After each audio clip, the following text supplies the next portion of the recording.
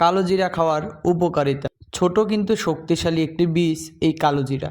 এটি শুধু রান্নায় স্বাদ দেয় না, বরং শরীরকে রাখে সুস্থ ও শক্তিশালী। চলুন জেনে নেই কালো জিরা খাওয়ার কিছু অবিশ্বাস্য উপকারিতা।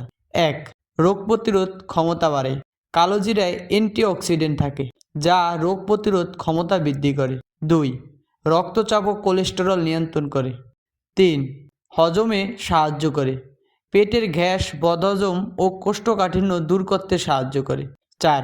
মস্তিষ্কের কার্যক্ষমতা বাড়ায়। 5. লিভার ও কিডনির স্বাস্থ্য ভালো রাখে। 6. ওজন নিয়ন্ত্রণে সাহায্য করে।